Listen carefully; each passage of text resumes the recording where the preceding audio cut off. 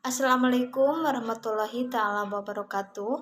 Sebelumnya, perkenalkan nama saya Tian Lestari, mahasiswi jurusan Pendidikan Masyarakat angkatan 2019 Universitas Siliwangi, Tasikmalaya. Di sini saya akan membuat sebuah video pembelajaran untuk memenuhi salah satu tugas mata kuliah pembelajaran mikro yang diampu oleh Ibu Lulu Juliani MPD. Nah, pada pembelajaran kali ini saya akan membahas mata pelajaran sosiologi yang diperuntukkan untuk kesetaraan paket C kelas 10 yang setara dengan SMA kelas 10. Sebelum ke pembahasan, di sini saya akan membahas mengenai 3 materi.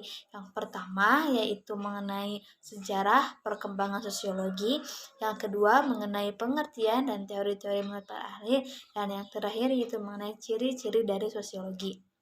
Assalamualaikum warahmatullahi wabarakatuh. Selamat pagi semuanya.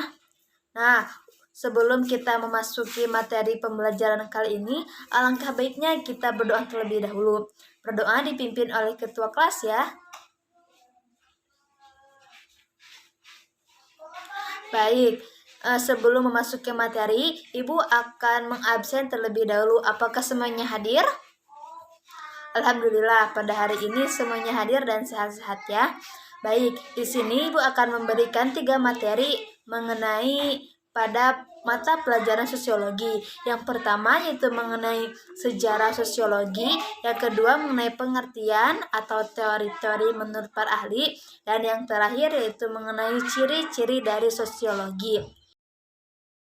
Aristoteles mengatakan bahwa manusia adalah zoonfultikun, yang artinya yaitu makhluk sosial. Nah, sejak dilahirkan, manusia mengalami ketergantungan kepada manusia lainnya. Nah, dalam ketergantungan ini, manusia mengalami suatu proses bersosialisasi.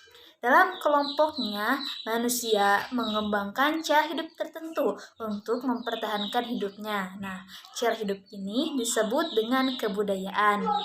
Yang kedua yaitu menurut Auguste Comte, beliau memiliki nama lengkap Isidore Auguste Marie Francois Xavier Comte. Menurut beliau bahwa sosiologi merupakan salah satu rumpun dalam ilmu sosial lainnya. Sosiologi tercatat pada tahun 1842 dalam karya Auguste Comte yang berjudul Cause de Philosophie Positive.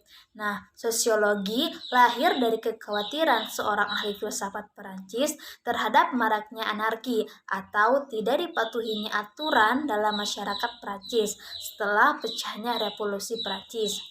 Pecahnya Revolusi Prancis pada abad ke-19 menimbulkan berbagai perubahan. Dampak revolusi tersebut selain menimbulkan perubahan positif dengan munculnya iklim demokrasi, juga mendatangkan perubahan negatif berupa konflik antar kelas yang mengarah pada anarkisme di dalam masyarakat. Nah, hal ini memicu kekhawatiran Auguste Comte sebagai seorang filsuf asal Prancis, sehingga ia menyarankan agar ilmu atau penelitian tentang masyarakat lebih ditingkatkan lagi. Nah, pemikiran Auguste Comte ini tentang penelitian masyarakat terjadi di awal pada perkembangan sosiologi. Nah, mengenai pemikiran tersebut, maka Auguste Comte dikenal sebagai Bapak Sosiologi Dunia. Nah, setelah kita mempelajari mengenai perkembangan dari sosiologi dan mengetahui siapa Bapak Sosiologi di dunia, sekarang kita akan membahas mengenai pengertian dari sosiologi. Sebelumnya, apakah ada yang sudah tahu apa arti sosiologi? Baik, di sini Ibu akan memberikan pengertian mengenai sosiologi. Sosiologi berasal dari bahasa Latin yaitu socius yang artinya kawan atau teman, dan logos yang artinya ilmu pengetahuan. Jadi sosiologi adalah ilmu yang mempelajari tentang kemasyarakatan. Sedangkan menurut Auguste Comte atau Bapak Sosiologi adalah ilmu yang mempelajari manusia sebagai makhluk penyai naluri untuk senantiasa hidup bersama. Sedangkan menurut Max Weber, Sosiologi adalah ilmu yang memahami tindakan-tindakan sosial. Jadi, dapat disimpulkan bahwa ilmu sosiologi adalah ilmu yang mempelajari tentang kehidupan manusia yang bersifat sosial dan dengan berbagai macam ras, adat, bahasa, suku, dan bangsa atau sejarah dan pengertian mengenai sosiologi. Yang terakhir kita akan membahas mengenai ciri-ciri sosiologi. Ciri-ciri sosiologi ada 4. Yang pertama yaitu empiris, yang kedua yaitu teoritis, yang ketiga kumulatif, dan yang terakhir yaitu non-etis. Sekarang Ibu akan membahas dan memberikan contoh satu-satu mengenai ciri-ciri dari sosiologi. Yang pertama yaitu empiris. Artinya bahwa sosiologi sebagai ilmu pengetahuan didasarkan pada observasi terhadap kenyataan dengan menggunakan akal sehat dan juga indera, sehingga hasilnya tidak bersifat spekulatif. Sebagai contoh, sosiologi mempelajari tentang fenomena kemacetan di ibu kota Jakarta. Argumentasi yang muncul dari penelitian sosiologi misalnya adalah kemacetan disebabkan oleh rendahnya tingkat kepercayaan masyarakat terhadap kebijakan transportasi publik yang dicetus oleh pemerintah daerah. Dengan kata lain, masyarakat Jakarta yang merupakan pelaku kemacetan tidak percaya bahwa transportasi publik akan menciptakan kenyamanan baik secara pelayanan maupun secara akses. Dampaknya, masyarakat lebih suka naik kendaraan pribadi. Nah, argumen tersebut diambil dari realitas objektif di lapangan dan bukan spekulatif kosong. Ketika argumentasi tersebut bisa dipertanggungjawabkan secara ilmiah, maka unsur empiris telah dipenuhi oleh penelitian sosiologi.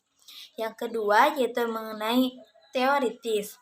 Artinya, sosiologi sebagai ilmu pengetahuan selalu berusaha untuk menyusun abstraksi dan hasil pengamatan secara empiris.